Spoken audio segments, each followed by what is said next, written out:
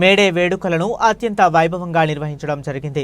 Telangana medical employees union రాష్ట్ర deputy కార్యదర్శి పాషికంటి Narasimhulu senior pharmacist officer గారి ఆధ్వర్యంలో జెండా ఆవిష్కరించడం జరిగింది. ఈ సందర్భంగా ఏఐఎస్ఎఫ్ నాయకుడు గజ్వేల్ నియోజకవర్గ కార్యదర్శి కానుగుల రమణాకర్ ముఖ్య అతిథిగా పాల్గొని కార్మికులను దిశానిర్దేశం చేస్తూ మాట్లాడుతూ శ్రమజీవుల కష్ట జీవితానికి గుర్తింపు అని కార్మిక పోరాటానికి మేలుకొలుపు ప్రతి ఒక్క కార్మికుడు సంఘటితంగా హక్కులను సాధించుకోవాలని పిలుపునిచ్చారు.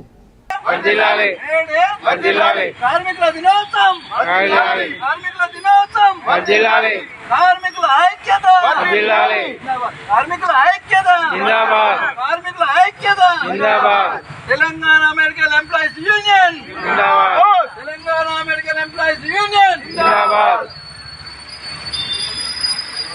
ఈరోజు 139వ మేడే ఉత్సవం జరుపుకుంటున్నాము.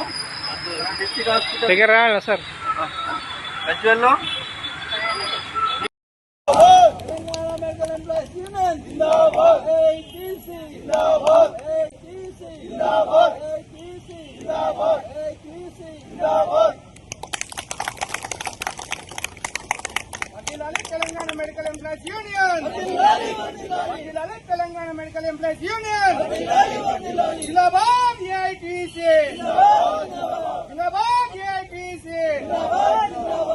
కాపాడుకుందాం కార్మికుల హక్కులను, కాపాడుకుందాం కార్మిక హక్కులను. అందరికీ నమస్కారం.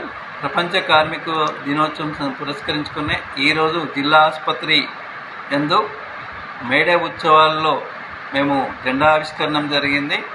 అందులో ముఖ్య అతిథిగా ఏఐఎస్ఎఫ్